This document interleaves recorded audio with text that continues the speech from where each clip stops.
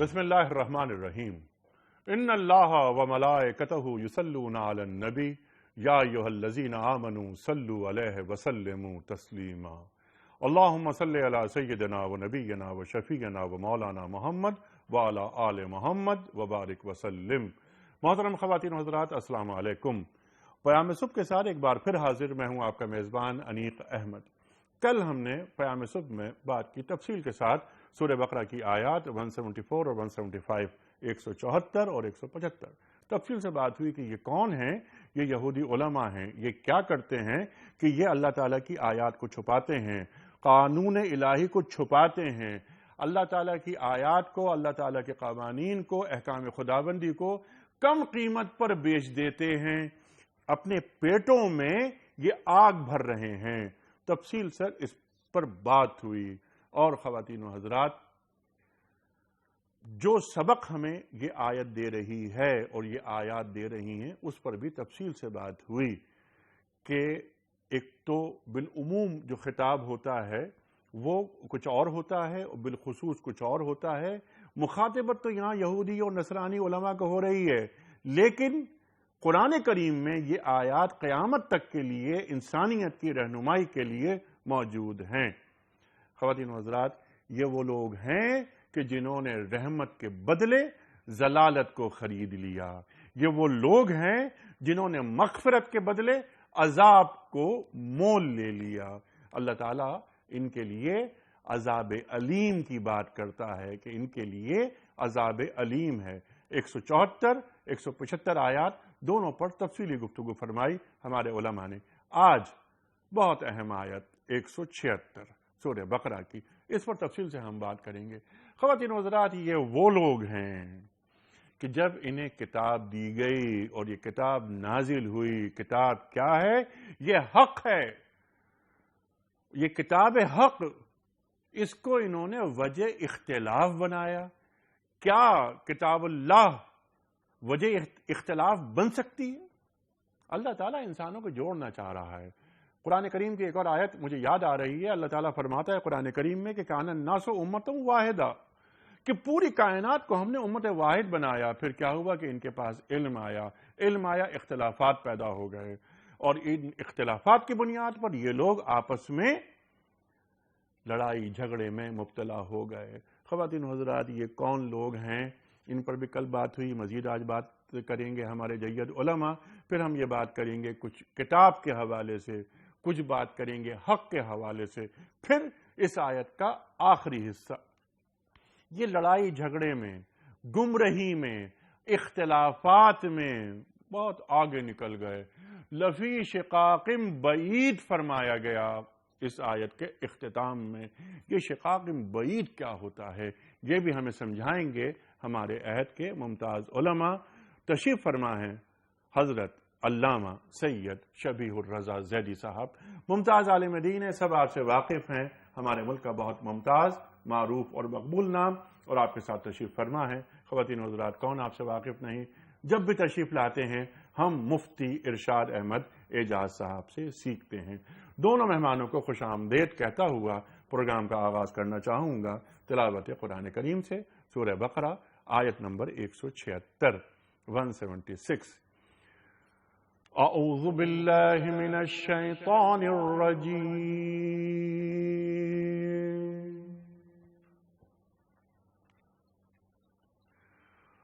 बिस्मिल्लाहिर रहमानिर रहीम।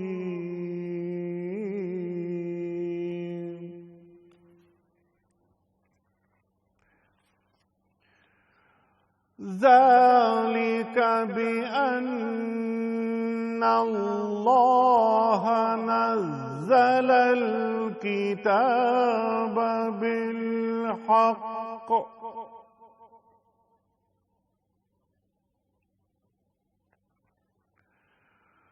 वइन्नल्लज़ीना इख्तलफ़ू fill किताबि लफ़ी शिक़ाक़िन बईद।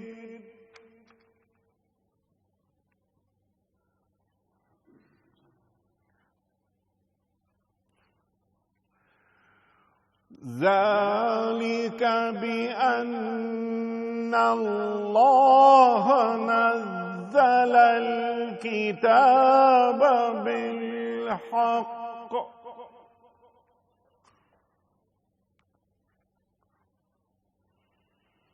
وإن الذين اختلفوا في الكتاب لفي شقاق بعيد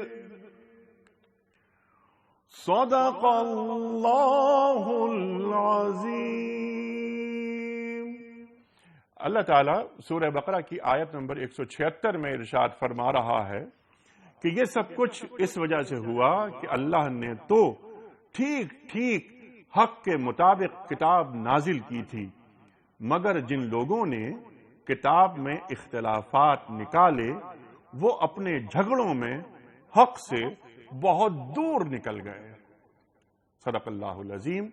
خواتین و حضرات، اس سے پہلے کہ میں رکھوں پہلا سوال، حضرت علامہ سید شبیح الرضا زیدی صاحب کی خدمت میں کل کے پوچھے گئے سوال کا درست جواب۔ اور آج کا سوال، کل کا سوال یہ تھا کہ مسلمانوں نے کس سنہ ہجری میں مکہ مکرمہ کو فتح کیا؟ درست جواب 8 ہجری۔ آج کا سوال نوٹ فرما لیجئے۔ کس مسجد کے بارے میں قرآن کریم میں آیا ہے کہ اس کی بنیاد پہلے دن سے تقوی پر رکھی گئی ہے؟ 3 آپشنز، مسجد قباء، مسجد نبوی صلی اللہ علیہ وآلہ وسلم یا مسجد اقصی۔ درست جواب روانہ فرمانے کے لیے ہمارے فون نمبر اسکرین پر موجود ہیں، نوٹ فرما لیجئے۔ حضرت علامہ صاحب، قبلہ یہ فرمائیے کہ اس آیت کا جو بنیادی مضمون ہے اس پر ہم جستہ جستہ رفتہ رفتہ آگے بڑھیں گے۔ اللہ تعالیٰ نے جو پچھلی آیات میں جو فرمایا وہ اس کا ایک خلاصہ میں نے بیان فرما دیا، اور آپ اچھی طرح واقف ہیں کہ یہ وہ لوگ ہیں جنہوں جو حق کو چھپاتے ہیں، کتمان حق کرتے ہیں، اللہ تعالیٰ کی آیات کو کم قیمت پر بیچ دیتے ہیں، ان کے پیٹوں میں آگ جا رہی ہے، اور یہ کیا ہوگا کہ اللہ انہیں عذاب علیم کے مستحق ہیں۔ یہ اب اللہ تعالیٰ فرما رہے کتاب دی، توریت دی، وجہ اختلاف بن گیا۔ کتاب اور حق، یہ اللہ تعالیٰ یہاں کیا فرمانا چاہ رہے ہیں؟ بسم اللہ الرحمن الرحیم۔ قرآن مجید کی ہر آیت اپنی جگہ پر ایک مکمل ہدایت ہے، سبحان اللہ، لیکن بعض آیتیں قرآن مجید کی وہ ہیں جو اسلام کی پالیسی کو ڈکلیئر کرتی ہیں۔ کیا بات ہے، اور یہ ان آیات میں سے ہے جو اسلام کی پالیسی کو ڈکلیئر کرتی ہے سبحان اللہ۔ کہ اللہ تبارک و تعالیٰ نے قرآن مجید کو حق کے ساتھ نازل کیا ہے۔ اب میں اس سے پہلے تھوڑا سا عرض کرتا ہوں۔ اچھا، یہاں کے قرآن کریم کا ذکر ہے؟ کتاب سے مراد کیا ہے؟ کتاب سے مراد قرآن مجید ہے۔ اچھا، یہاں پہ جو آیات چل رہی ہیں وہ؟ اچھا ہاں، یہ کتاب سے مراد قرآن ہے۔ ایک آیت بھی کتاب ہے، اچھا اور پورا قرآن بھی کتاب ہے۔ اچھا، یہاں جس کتاب کا تذکرہ اللہ تعالیٰ فرما رہا ہے یہ قرآن کریم ہے یا توریت؟ نہیں، یہ قرآن مجید ہے۔ اچھا، یہ قرآن مجید ہے۔ میں اس کی وضاحت قرآن مجید کی آیات سے ہی کرنا چاہتا ہوں، آپ کے سامنے پیش کروں گا۔ خداوند کریم نے ارشاد فرمایا کہ وَبِالْحَقِّ أَنزَلْنَاهُ وَبِالْحَقِّ نَزَلَ، ہم نے قرآن مجید کو حق کے ساتھ نازل کیا اور وہ حق کے ساتھ نازل ہو گیا۔ پہلی چیز یہ ہے۔ اس کے بعد میں اسی آیت کا جو عنوان ہے، اسی آیت کے عنوان پر قرآن مجید کہتا ہے اپنے پیغمبر سے خطاب کرتے ہوئے سورہ مبارکہ نحل کے اندر ارشاد ہوتا ہے کہ وَمَا أَنزَلْنَا عَلَيْكَ الْكِتَابَ، ہم نے جو کچھ کتاب میں سے تجھ پر نازل کیا ہے لِتُبَيِّنَ لَهُمُ الَّذِي اخْتَلَفُوا فِيهِ، اس کتاب کو اس لیے تجھ پر نازل کیا ہے حبیب ہم نے تاکہ تو ان کے درمیان جو اختلافات ہیں اس کا تبیان کر کے اسے ختم کر دے۔ تو وہاں بھی یہی کتاب کا لفظ استعمال کیا گیا، اور چونکہ القرآن یفسر بعضہ ببعض، قرآن کی بعض آیتیں بعض آیتوں کی تفسیر کرتی ہیں، لہذا کتاب اللہ تبارک و تعالیٰ نے نازل فرمائی، لیکن قرآن مجید کو اللہ تبارک و تعالیٰ نے بیان بھی کہا ہے اور تبیان بھی کہا ہے۔ بیان وہ ہوتا ہے کہ جو سمجھ میں بھی آتا ہے اور کبھی سمجھ میں نہیں آتا، یعنی کھلا ہوا نہیں ہوتا، اس کے اندر وضاحتیں نہیں ہوتی، لیکن کبھی یہ تبیان ہوتا ہے۔ اب جو قرآن مجید کو بیان بھی کہا گیا اور تبیان بھی کہا گیا، تو یا تو قرآن مجید کی آیات میں اختلاف ہے یا اختلاف نہیں ہے، کیونکہ دو چیزیں ایک ساتھ میں نہیں ہو سکتی، یا بیان ہے یا تبیان ہے۔ اب بیان جو ہے یہ امت کے لیے ہے، تبیان جو ہے یہ پیغمبر کے لیے ہے۔ اس لیے پیغمبر اکرم صلی اللہ علیہ وآلہ وسلم سے خطاب کر کے خداوند کریم نے یہ ارشاد فرمایا کہ ہم نے کتاب کو تجھ پر نازل کیا لِتُبَيِّنَ لَهُمُ الَّذِي اخْتَلَفُوا فِيهِ، تبیان کر دے ان کے سامنے قرآن مجید کو کھول کھول کر واضح طور پر ان کی آیتوں کی تفسیر اور شرح بیان کر دے۔ اور قرآن مجید کی ایک اور بہت ہی خوبصورت آیت ہے اس سلسلے کے اندر، جہاں خداوند کریم ارشاد فرماتا ہے کہ ان ھذا القرآن یہدی للتی ہی اقوم، یہ قرآن ہے جو بالکل سیدھے رستے کی طرف ہدایت کرتے جس میں کجی ہے ہی نہیں۔ وَيُبَشِّرُ الْمُؤْمِنِينَ الَّذِينَ يَعْمَلُونَ الصَّالِحَاتِ، اور بشارت دیتا ہے ان مومنین کو کہ جو صالحات پر عمل صالح انجام دیتے ہیں۔ علماء نے یہدی للتی ہی اقوم کی طرف جو اشارہ کیا تو علماء فرماتے کہ یہ قرآن مجید ہدایت کرتا ہے رسول کی طرف، اور رسول خدا صلی اللہ علیہ وسلم پوری امت کو ہدایت کرتے ہیں، کیونکہ قرآن مجید کا جو نزول ہے وہ سرکار ختمی مرتبت پر ہے، اور سرکار ختمی مرتبت کا جو ارسال ہے وہ امت کی طرف ہے۔ قرآن امت کی طرف نہیں آیا، امت کی ہدایت کے لیے آیا، لیکن پیغمبر پر نازل ہوا اور پیغمبر کو امت کی طرف بھیجا گیا۔ لہذا صحابہ کرام رضوان اللہ تعالی علیہم کی بھی سنت احادیث کی کتب میں اور تفاسیر سے ملتی ہے کہ جب کوئی آیت نازل ہوتی تھی اور ان کی سمجھ میں بات نہیں آتی تھی تو وہ فوراً جا کے پیغمبر اکرم صلی اللہ علیہ وآلہ وسلم سے پوچھتے تھے کہ یا رسول اللہ یہ آیت نازل ہوئی، اس کا حکم کیسے ہوگا۔ یعنی وہ سوال کرنا صحابہ کرام کا یہ بتا رہا ہے کہ تبیان وہ پیغمبر سے لیتے تھے، بیان ان تک قرآن مجید کی آیت کے حوالے سے پہنچ جاتا تھا، اس کا تبیان پیغمبر اکرم صلی اللہ علیہ وآلہ وسلم فرماتے تھے۔ لہذا قرآن مجید کے اندر ایک آیت اس کے حوالے سے میں آپ کے سامنے پیش کرنا چاہوں گا کہ جہاں خداوند کریم نے فرمایا فَلَا وَرَبِّكَ لَا يُؤْمِنُونَ حَتَّى يُحَكِّمُوكَ فِي مَا شَجَرَ بَيْنَهُمْ ثُمَّ لَا يَجِدُوا فِي أَنفُسِهِمْ حَرَجًا مِّمَّا قَضَيْتَ وَيُسَلِّمُوا تَسْلِيمًا۔ اے محمد تیرے رب کی قسم، یعنی میں اس کا ترجمہ کر رہا ہوں، اے محمد یہاں ہے نہیں، فَلَا وَرَبِّكَ قسم ہے تیرے رب کی، لا يؤمنون کوئی شخص مومن نہیں بن سکتا، حتی یحکموک فیما شجر بینہم جب تک کہ وہ اپنے تمام اختلافات میں تجھے اپنا حاکم نہ بنا لے، اور جب تو کوئی فیصلہ کر دے تو فیصلے کو قبول کرنے میں اپنے دل میں تنگی بھی محسوس نہ کرے، اور اس کے بعد میں وَيُسَلِّمُوا تسلیما، اور تیرے آگے اپنے آپ کو اس طریقے سے سپرد کر دے، سرنڈر کر دے جس طریقے سے سرنڈر کرنے کا حق ہے۔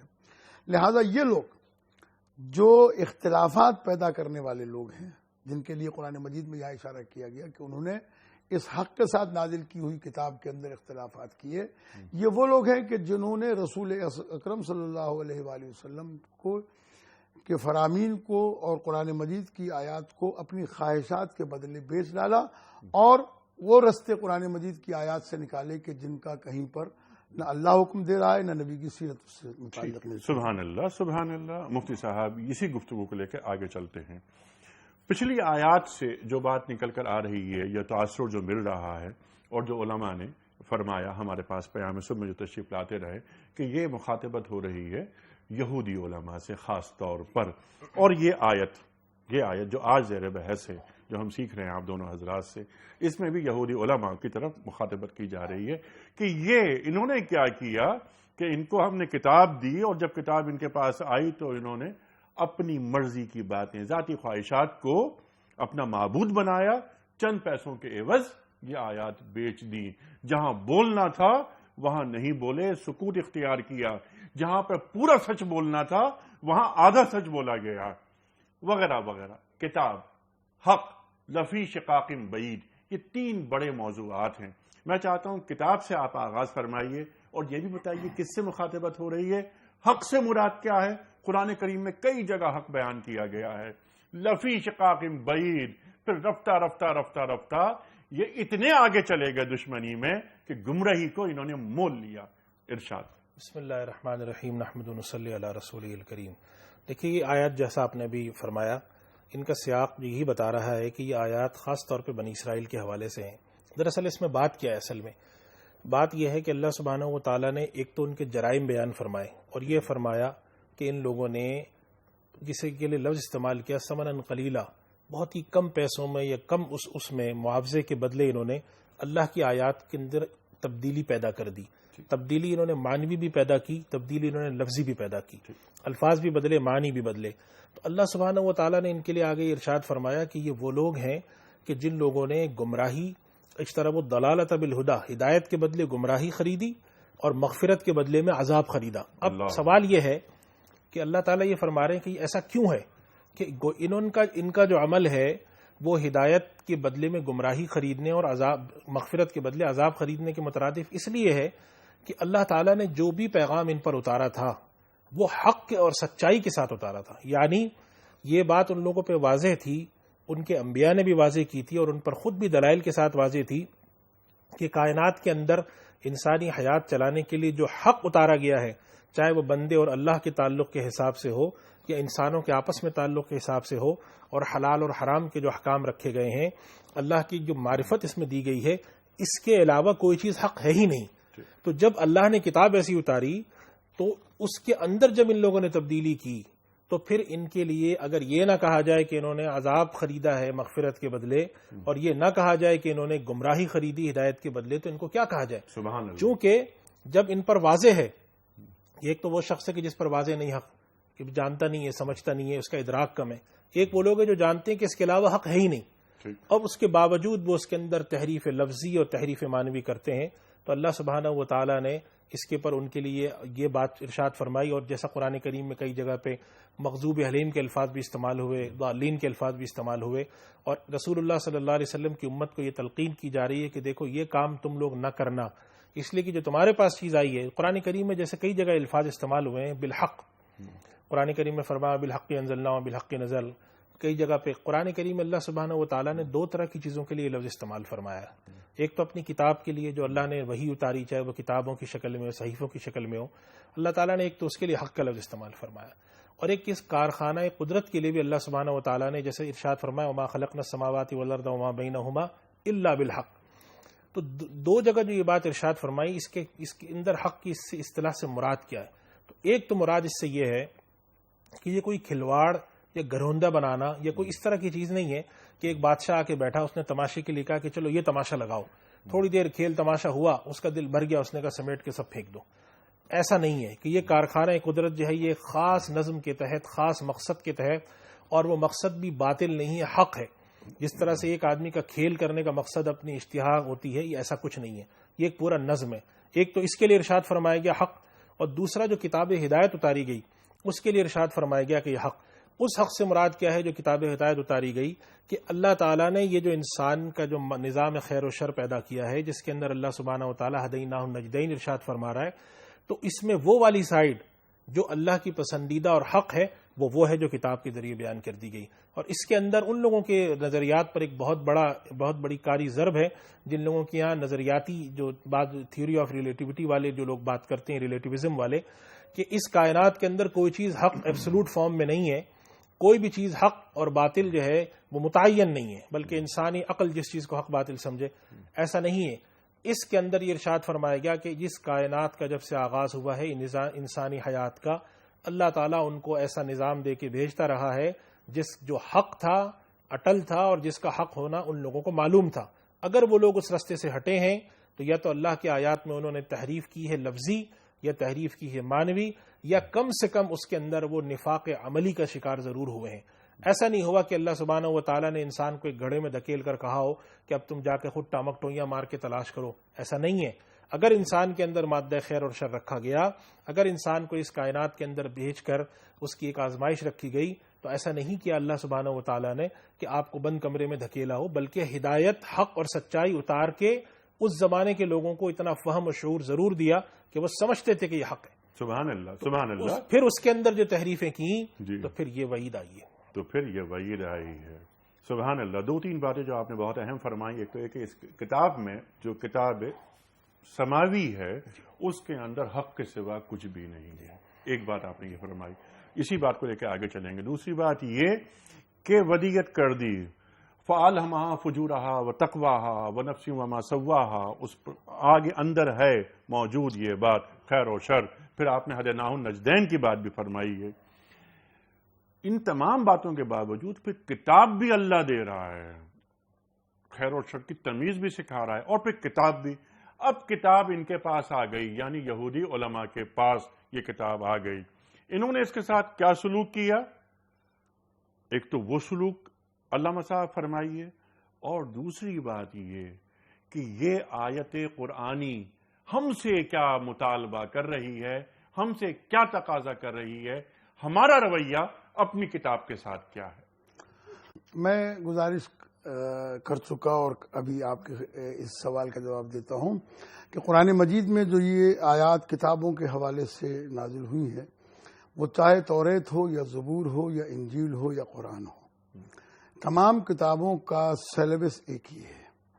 یہ کہ کچھ پرائمری لیول کی ہیں اور قرآن مجید جو ہے وہ سیکنڈری اور آخری درجے کا سیلیبس ہے. جو حشر گزشتہ امتوں نے اپنی کتابوں کا کیا اور اس میں انہوں نے اپنی خواہشات پر عمل کرنے کے لیے ان کی آیاتوں میں لفظی اور معنوی دونوں تحریفیں کی، اللہ نے قرآن مجید کو چونکہ قیامت تک کے لیے آخری کتاب بنا کر نازل کیا، لہذا اسے لفظی تحریف سے تو محفوظ کر دیا کہ یہ کسی قیمت کے اوپر بھی کائنات کی کوئی طاقت جو ہے اس کے اندر لفظی تحریف نہیں کر سکتی، یہ لفظی تحریف سے تو محفوظ ہے. البتہ جو معنوی تحریفات ہیں اس کے اندر جو ہے وہ ہر آدمی اپنے اپنے طور کے اوپر خواہشات کے اعتبار سے لگا ہوا ہے. اب معنوی تحریفات کی جو بات آپ نے فرمائی، معنوی تحریفات کے مرتکب یہودی علماء ہوتے تھے، وہ کن معنوی تحریفوں کے مرتکب ہوئے؟ انہوں نے مثلا اللہ تبارک و تعالیٰ کی طرف سے جو احکامات نازل ہوئے، انہوں نے کہا کہ مثلا آپ کے لیے نہیں ہے، یہ فلاں لوگوں کے لیے ہے، یا مثلا یہ دن سے مراد یہ نہیں ہے، دن سے مراد کوئی اور چیز. جیسے انہیں ہفتے کے دن شکار کرنے کے لیے منع کیا گیا، اس میں تحریف کر کے انہوں نے ان کو بڑھا دیا آگے کہ جناب آپ جا سکتے ہیں، یہ حکم آیا تھا لیکن یہ اب ختم ہو چکا ہے.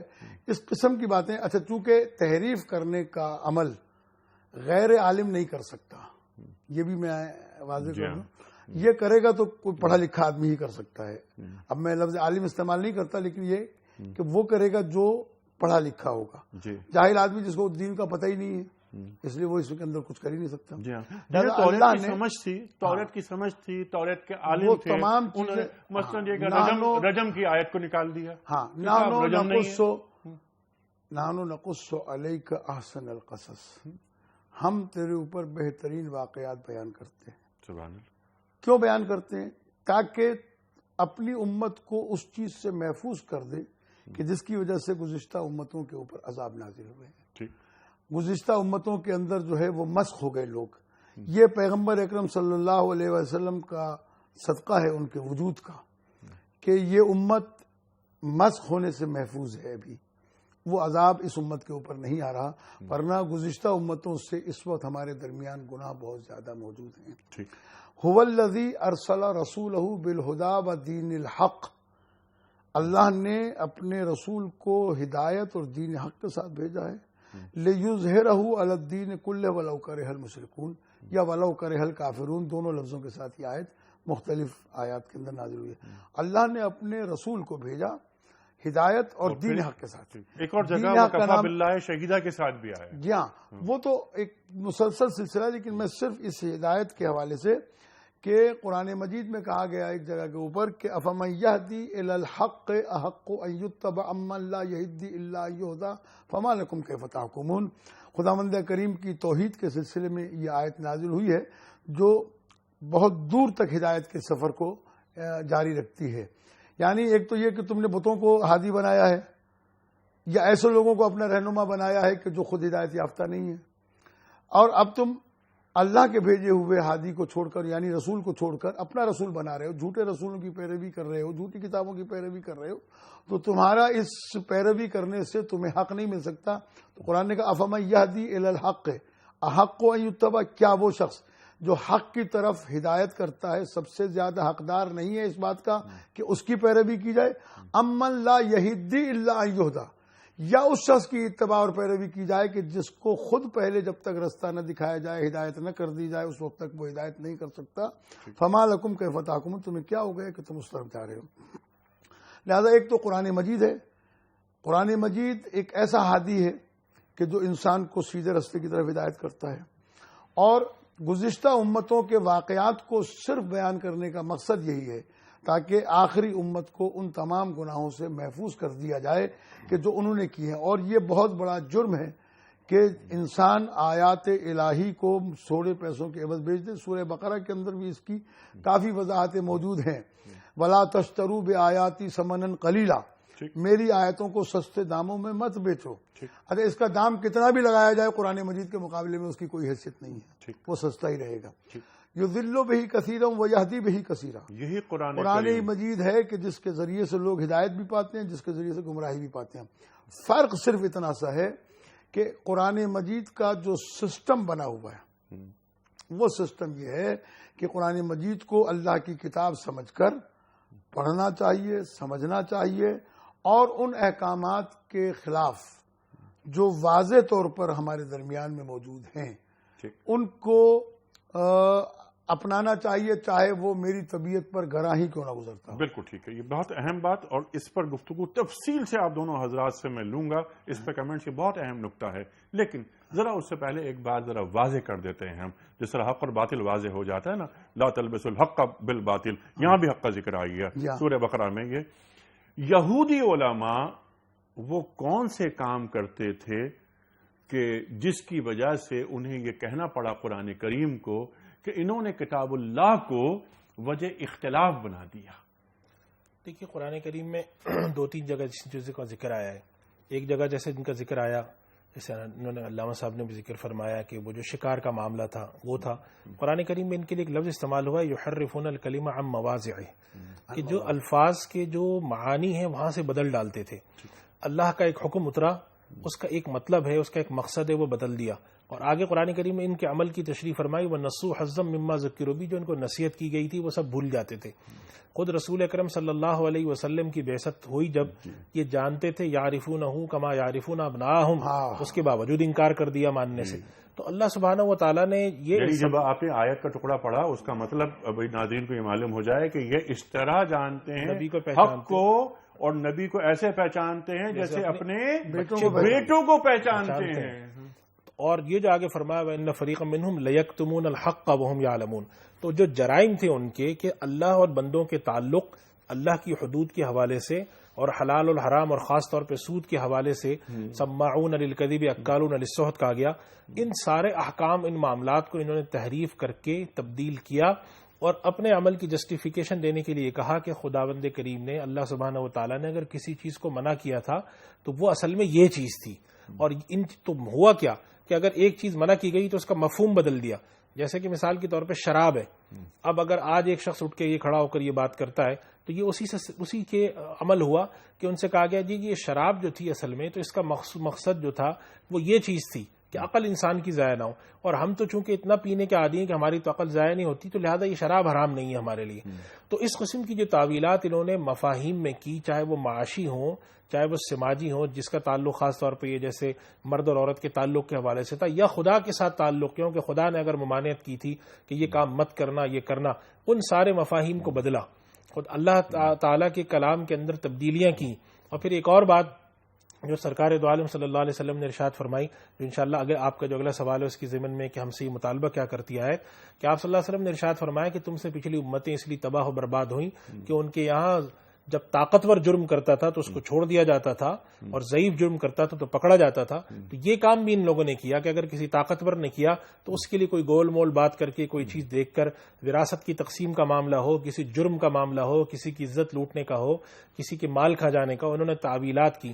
تو اللہ تعالیٰ نے اسی وجہ سے ان لوگوں کے لیے بہت سخت الفاظ استعمال فرمائے اور ان کو مغضوب علیہم کہا، اس لیے کہ انہوں نے حق جانتے ہوئے، یہ سمجھتے ہوئے کہ ہم غلط کر رہے ہیں، انہوں نے کہا بس ٹھیک ہے، کام اپنا چلنا چاہیے، اپنا روٹی پانی چلتا رہے۔ تو اللہ سبحانہ و تعالیٰ نے اس کے لیے یہی لفظ استعمال فرمایا کہ تم کائنات کی تمام دولت بھی جمع کر کے لے آؤ اور اللہ کے کلام کو اس سے بدلنے کی کوشش کرو، تو وہ جسے ہے وہ ثمناً قلیلہ ہے، وہ ایک بے معنی چیز ہے اور ایک بے قیمت مول ہے جو تم لے کر آؤ گے۔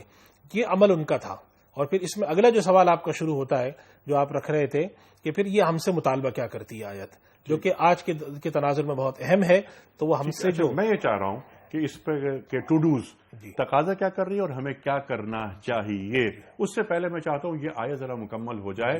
لفی شقاق بعید، یہ حصہ بھی بہت اہم ہے. میں چاہ رہا ہوں اس پہ بھی گفتگو آپ فرمائیں، اس کے بعد آپ گفتگو فرمائیے کہ یہ اتنا آگے چلے گئے اختلافات میں، حق کو ماننے سے انکار کرنے میں، کتمان حق میں، کہ اب ان کو اپنے نفع نقصان کا احساس ہی نہیں رہا اور بہت دور نکل گئے. یہ دیکھیے ہوتا یہ کہ جب اللہ کے کتاب کے ساتھ یہ کھلواڑ کیا جاتا ہے تو اللہ کی طرف سے پھر ایک پھٹکار اور ایک لعنت آتی ہے جس کی وجہ سے انسان حق سے دور ہوتا جاتا ہے، اور پھر بالکل چند رسومات، یہ جس کے لیے ہم مت کے لفظ استعمال کرتے ہیں، چند اس طرح کی چیزیں رہ جاتی ہیں. اور حق تعالی، دیکھیں ایک بات میں اس میں اور بھی عرض کرتا چلوں کہ جو اختلاف کی اصطلاح قرآن نے استعمال کی ہے، اس اختلاف کی اصطلاح سے مراد وہ اختلاف نہیں ہے جو کسی لفظ کی تعبیر کے اندر دو اہل علم میں ہوتا ہے. اس سے مراد وہ اختلاف ہے جس کو ہم شقاق کہتے ہیں، جس کو ہم جھگڑا کہتے ہیں، جس کو ہم کہتے ہیں کہ خدا کے کلام میں، خدا کی چیزوں میں اس طرح سے انکار کی کیفیت پیدا کرنا کہ گویا کہ آپ جھٹلا رہے ہیں. یا ایک تو انکار، دوسرا ہے مس انٹرپریٹیشن، کہ اللہ کے کلام انکار نہیں ہے. لیکن میں آپ ہی کی بات کو آگے بڑھاتے ہوئے، خدا کے کلام میں، خدا کی چیزوں میں اس طرح سے انکار کی کیفیت پیدا کرنا کہ گویا کہ آپ جھٹلا رہے ہیں. یا ایک تو انکار، دوسرا ہے مس انٹرپریٹیشن، کہ اللہ کے کلام انکار نہیں ہے. لیکن میں آپ ہی کی بات کو آگے بڑھاتے ہوئے سمجھنے کے لیے میں آپ سے یہ سوال یہ رکھ رہا ہوں آپ دونوں حضرات کی خدمت میں، کہ بعض اوقات دین کی ایک انٹرپریٹیشن آئی، ایک تعبیر آئی، ایک تعریف آئی، اس پر عمل شروع ہو گیا. رفتہ رفتہ دین کی جو اصل تھی، جو دین کا جوہر تھا، جو قرآن کریم کی اس آیت کا مطالبہ تھا، اس سے دور ہٹتے چلے گئے. اب میں اس لیے اس پر عمل کر رہا ہوں کہ میں یہ بات کہتا ہوں کہ صاحب ہم تو، ہمارے بڑے تو صدیوں سے اس پہ عمل کر رہے ہیں. یہی وہ کیفیت ہے کہ حق تعالیٰ کا بیان کردہ حق تو پیچھے چلا گیا. اگر پوچھا جائے بھائی کیوں کرتے ہو، بھائی اس لیے کرتے ہیں کہ ہم نے اپنے بڑوں کو دیکھا کرتے ہوئے. اس کا مقصد کیا ہے؟ ابھی ہمیں یہ بھی نہیں معلوم کیا مقصد ہے. اللہ کو راضی کرنا، تصور آخرت، یہ ساری چیزیں پیچھے چلی جاتی ہیں. اگر اس کے ہمیں کچھ مناظر دیکھنے ہوں تو جیسے مجھ سے کئی ہمارے ساتھیوں نے بیان کیا جو آسٹریلیا گئے، کہ وہاں پر جو کافی عرصے پہلے، کچھ 70-80 سال یا 100 سال پہلے بعض علاقوں میں افغانستان کے کچھ مسلمان جا کے آباد ہوئے جنہوں نے وہاں صحرا کو آباد کرنا تھا. تو اب جب ان کی 3-4 نسلوں کے بعد جب وہاں پر ایک دفعہ کچھ لوگ گئے یہاں سے تبلیغی جماعت کے حضرات اور اذان دے رہے تھے، تو وہاں پر ایک بوڑھی عورت آئی اور اس نے آ کر یہ جملہ کہا کہ I used to listen to this song, یہ گانا تو میں بہت پہلے بھی سنتی تھی بچپن میں، یہ تم لوگ کیا گانا گا رہے ہو. تو ایک یہ کیفیت آ جاتی ہے دین سے دوری کی. خیر ان کی یہ کیفیت تو کسی عمل چھوڑنے سے آئی تھی، لیکن جو لوگ اس کے اندر، حق کے اندر جا کر حق کو جانتے ہوئے جب اس کے اندر وہ اپنے مرضی کی چیزیں ڈالتے ہیں تو پھر ان کے اوپر وہ لعن آتی ہے، وہ اللہ کی طرف سے پھٹکار آتی ہے. جو کہ بنی اسرائیل کے یا اس شخص کے عالم کا ذکر آتا ہے 9ویں پارے میں، بلعم بن باورا کا، کہ اللہ کی طرف سے اس کے اوپر لعنت اور پھٹکار آئی تھی. اور پھر اس کی مثال اللہ تعالیٰ نے دی ہے کتے کی طرح کہ جس کی زبان ہر وقت لٹکتی ہے، ہانپتا رہتا ہے، چاہے اس کو پانی ملے، پیاس لگے نہ لگے. تو کہنے کا مقصد یہ کہ وہ لوگ جو حق تعالیٰ کی بتائی ہوئی چیزوں کو اپنی مرضی کی سے سمجھنے کی کوشش کرتے ہیں. یعنی سیدھی سی بات کیا ہے، قانون پڑھنے کا بڑا آسان طریقہ ہوتا ہے. قانون کے الفاظ کیا ہیں، ہم سے چاہتا کیا ہے. ایک طریقہ تو یہ ہے پڑھنے کا. دوسرا طریقہ ہے کہ ہم تو یہ چاہتے ہیں اب دیکھو قانون کو کیسے موڈیفائی کیا جائے. ہمارے یہاں قرآن کریم کے حوالے سے جو یہ کیفیت ہے، یہ تورات اور انجیل کے اندر لوگوں میں یہ رہی تھی، اور انہوں نے تو اس کے اندر تحریف لفظی بھی کر دی، تحریف معنوی کی، اور پھر آپس میں جو اس کے جھگڑے، خدا کے تصور، خدا کی وحدانیت، خدا کے تعلق، اس کی عبادات. اس زمانے کے جو روزے ہیں تو روزے کے مفہوم میں تحریف، تعویل ایک ہوتی ہے، ایک ہوتی تحریف، اس کے اندر تبدیلی، حج کی کیفیت میں تبدیلی، آہستہ آہستہ کرتے کرتے، اور ان کے آپس کے جو جھگڑے اختلافات وہ اتنا دور چلے گئے کہ آپس میں جا کے جس چیز پہ وہ لڑ رہے ہیں اس چیز کے حق سے تو کوئی تعلق ہی نہیں رہا. وہ حق کی بدلی بھی شکل ہے. ٹھیک ہے، اسی بات کو لے کر آگے چلنا چاہ رہا تھا میں، لیکن کچھ کالرز ہیں مجھے بتایا جا رہا ہے، لیکن سوال میں رکھ دیتا ہوں آپ کے سامنے، کال لے لیں گے. پھر وہی سوال کہ تحریف لفظی اور تحریف معنی یا معنوی.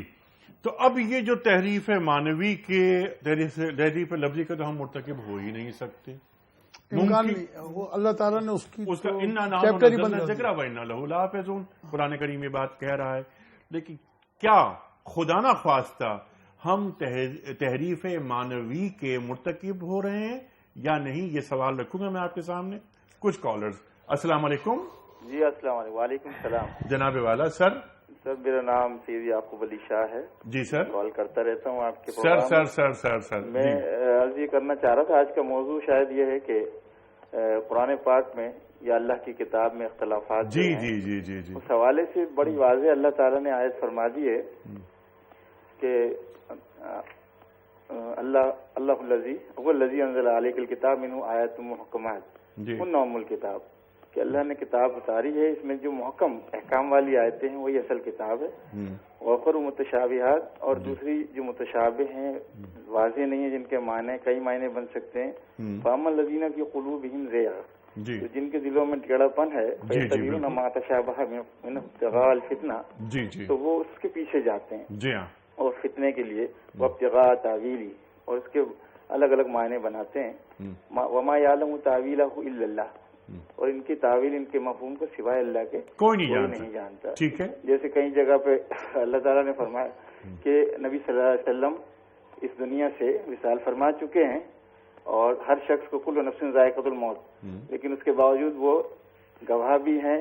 اور ایک جگہ یہ بھی فرمایا کہ بھائی آخرین منہم لما یلحقوا بہم، ان کو بھی یہ قرآن پاک کی تلاوت اور اس کی تصدیق فرما رہے ہیں. ٹھیک ہے. سرکار کیا سوال کیا ہے آپ کا؟ سوال سر یہ ہے کہ جو اختلافات ہیں وما تفرقوا الا من بعد ما جاءهم العلم بغیا بینہم، انہوں نے فرقے بنائے اختلافات کے بعد آپس کی ضد سے.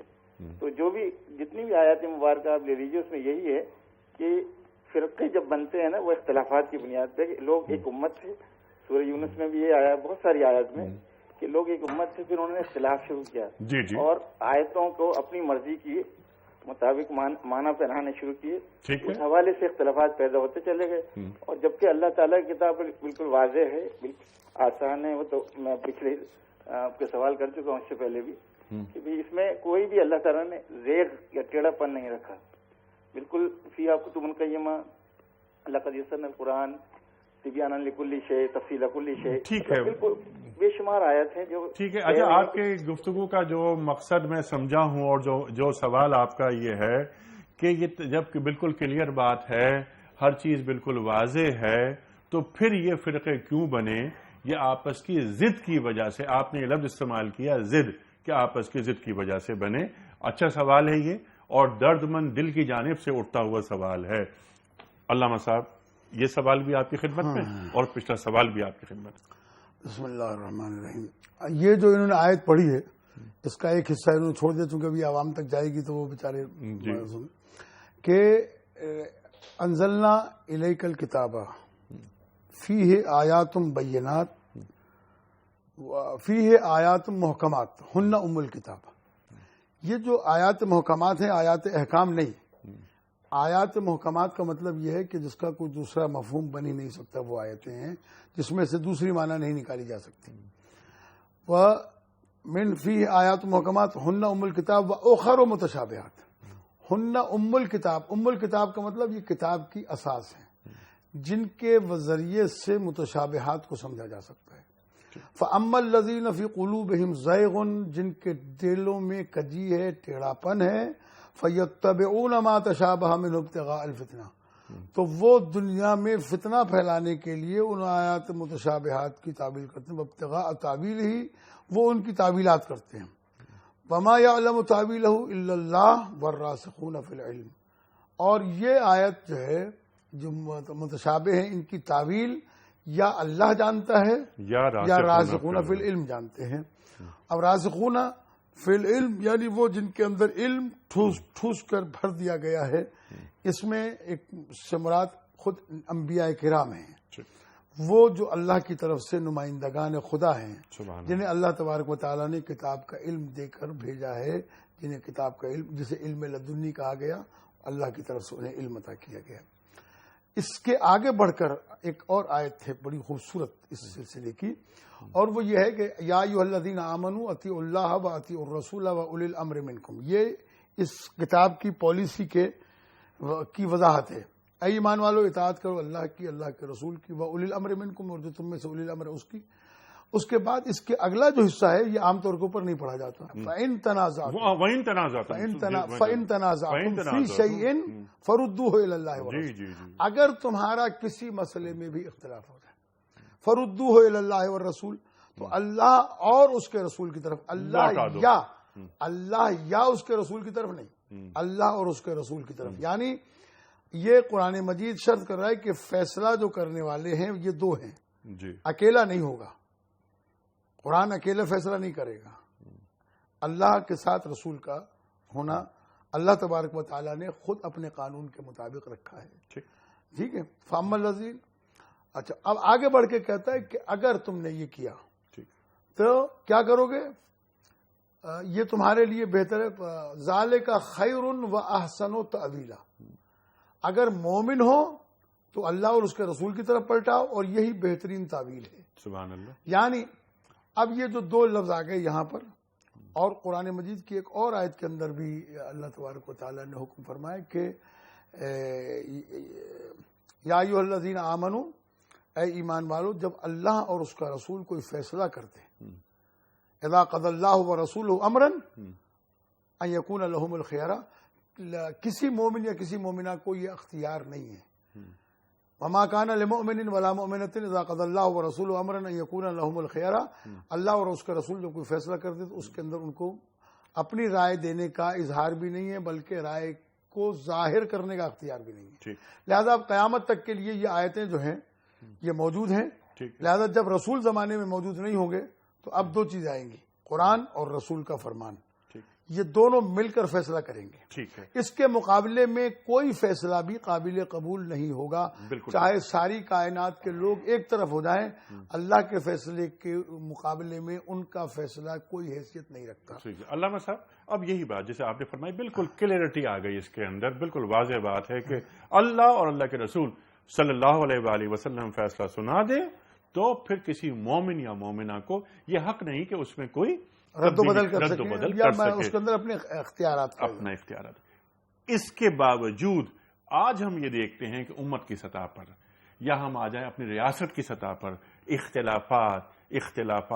اختلافات مطلب تقسیم در تقسیم یہ نظر آ رہی ہے. اس کی وجہ کیا ہے اور اس کو آج یہ آیت ہم سے تقاضا کیا کر رہی ہے؟ ہم سے تقاضا یہ کر رہی ہے کہ احکامات الہی کو زندہ کیا جائے. مثال دیتا ہوں میں آپ کو. قرآن مجید فرقان حمید کہتا ہے، اللہ تبارک و تعالیٰ کا واضح اعلان ہے کہ ومن یقتل مؤمنا متعمدا فجزاؤہ جہنم خالدا فیہا غضب اللہ علیہ ولعنہ واعد لہ عذابا عظیما. اللہ نے کہا کسی بھی ایک مومن کو متعمدن جان بوجھ کر قتل کرنے والے کے لیے 4 سزائیں میں اللہ سناتا ہوں. ایک سزا یہ ہے کہ وہ جہنم میں جائے گا، اللہ کا غضب اس کے اوپر ہوگا، اللہ کی لعنت ہوگی، دردناک عذاب ہوگا، قطعی طور کے اوپر نہیں بچ سکتا. اب جب ایک قاتل گیا، اس نے مجھ سے پوچھا، مثلا میں مولوی ہوں، مجھ سے آگے پوچھا مولانا میری بخشش کا سارا ہے، ان اللہ غفور رحیم، ان اللہ علی کل شیء قدیر، اللہ قادر مطلق ہے، اللہ غفور رحیم بخش دے گا، اور ان اللہ یغفر الذنوب جميعا، اللہ تو سارے گناہ معاف کرنے والا ہے، تیرے گناہ معاف کیسے نہیں ہوں گے؟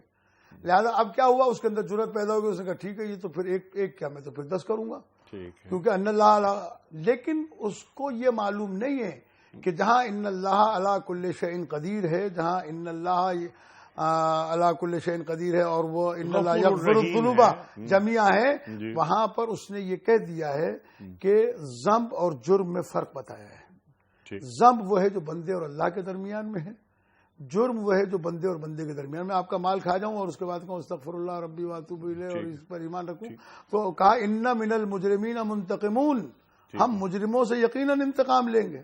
اب اس کے بعد اگر وہ قاتل بخشا جائے تو اللہ تعالیٰ قرآن مجید میں اعلان کرتا ہے کہ ان اللہ لا یخلف المیعاد، اللہ قادر مطلق ہے لیکن وعدہ خلافی نہیں کرتا. اب یہاں پر جب یہ مومن کو پتا چلے گا کہ اللہ وعدہ خلافی نہیں کرتا اور مومن کے قتل کا مواخذہ ہوگا تو میں کسی کلمہ گو کو قتل کروں گا، تو سوال ہی پیدا نہیں ہوتا جنت میں جانے کا میرے. اور پھر قرآن مجید نے پکار کے کہا کہ ومن قتل نفسا بغیر نفس او فساد فی الارض فکأنما قتل الناس جميعا، ایک انسان کو قتل کرنے والا پوری انسانیت کا قاتل ہے. تو اللہ نے وعدہ کیا کہ اس کو کبھی بھی جنت. تو اس قسم کے جو آسرے مل جاتے ہیں نا، اللہ غفور الرحیم ہے، یہ جو آسرے مل جاتے ہیں مفتی صاحب، یہ آسرے جو ہے اہم بات ہے، یہ بہت اہم بات، جو آسرے مل جاتے ہیں اور دین کی تعبیرات میں تبدیلیاں آتی رہتی ہیں اور اس میں ایک موڈیفائی ہوتا رہتا ہے. یہ یہاں پر آپ کی بات پر مجھے ایک قول یاد آیا، اور وہ قول ہے حضرت علی مرتضیٰ کرم اللہ وجہہ کا. آپ فرماتے ہیں بہترین فقیہ وہ ہے کہ جو لوگوں کو اللہ کی رحمت کا یقین دلاتے ہوئے انہیں گناہ سے دور کر دے. لوگوں کو اللہ کی رحمت کا یقین دلاتے ہوئے لوگوں کو گناہ سے دور کر دے. نہ اتنا ڈرائے کہ مایوس ہو جائے اور مومن ہمیشہ بیم و رجا کے عالم میں رہتا ہے. یہ بھی فرماتے ہیں حضرت علی مرتضیٰ کرم اللہ وجہہ. اچھا میں کیونکہ وقت ختم ہو رہا ہے پروگرام کا، مفتی صاحب یہ آیت، اس کا مطالبہ جو ہم پروگرام کا اختتام کرتے ہیں آیت کو جوڑتے ہیں حالات حاضرہ سے، آج اس کا تقاضا کیا ہے اس آیت کا؟ جی دیکھیے، اس میں یہ آیت جو ہے نا، یہ آج کے ہمارے جو مسائل ہیں بنیادی ان کا بہت بڑا حل پیش کرتی ہے. پہلی بات کہ مسلمان من حیث المجموع، یعنی زبان سے تو کہہ رہے ہیں لیکن ان کا عقیدہ اور ان کا عمل یہ ہونا چاہیے کہ اللہ کی طرف سے جو اتارا گیا وہ حق ہے. اس وقت ہمارے معاشرے میں، مسلمان معاشروں میں ایسے لوگ جو زبان سے نہ کہتے ہوں دل میں رکھتے ہیں، یا اگر دل میں نہیں رکھتے تو عمل سے یہ بات پیش کرتے ہیں کہ اللہ نے جو کچھ بھی اتارا ہے ہوتا ہوگا وہ حق اپنی جگہ، ہم کریں گے وہی جو ہمارا دل چاہے گا. یہ تک سوالات یہ امت مسلمہ میں یہ اٹھنے لگے ہیں کہ اگر کسی مسئلے پر قانون سازی نہیں کی بھی مسلمانوں نے تو وہ نافذ العمل نہیں ہو سکتا. اللہ کے قانون کو قانون سمجھ کے نافذ کرنا اور اللہ کے بھیجے ہوئے حق کو ایبسولوٹ ٹروتھ سمجھنا، حقیقت جسے ہم کہتے ہیں کہ اس کو حقیقت مطلق سمجھنا، یہ سمجھنا کہ یہی سچائی ہے، اگر اس سے ہٹ کے کچھ سمجھ میں آتا ہے تو وہ غلط ہے. ایک تو یہ بات ہے.